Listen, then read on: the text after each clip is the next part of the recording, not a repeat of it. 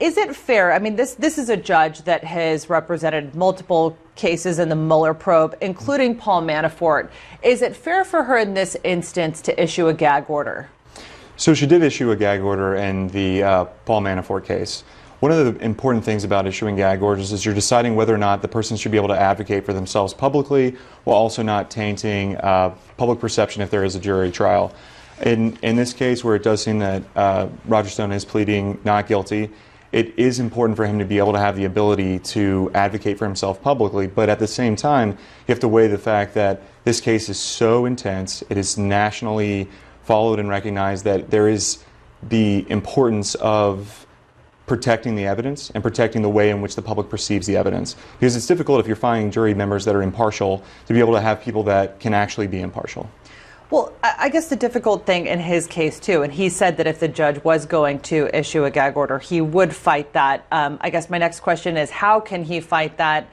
And again, doesn't he have a right to defend himself when there are media commentators all across the board that are going to be having their opinions about this case, and also surely swaying the jury in some aspect of that? Yeah, so I mean, within the Bill of Rights, it's codified your ability to protect yourself and put up a defense. So he does have a good, at least First Amendment argument. I think it's going to be tough in this case, with there being a precedential value of having the Paul Manafort gag order and it being sort of the fruit of the same sort of poisonous tree in a sense. So I think that he's going to have the ability probably to lose on that if it were to go forward. And we know Stone is facing several charges, but the one that really jumps out to me is lying to Congress about his contacts with WikiLeaks.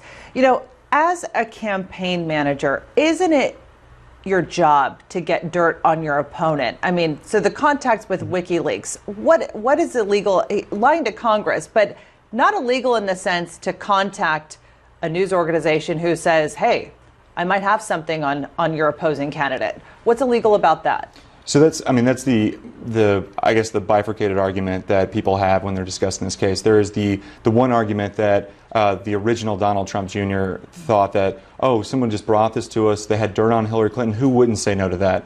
And then it became sort of like, maybe we knew that they had accessed, this data from the DNC illegally, in which case, it certainly has like legal complexity to that.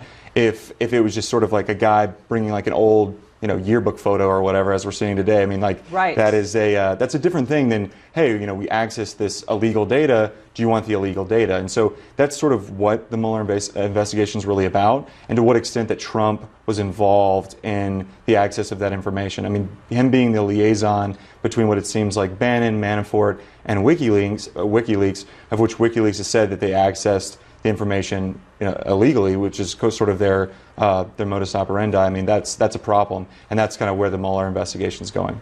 All right, Tyler, appreciate you. Tyler Grant, appreciate you being with us. Thanks so much for that.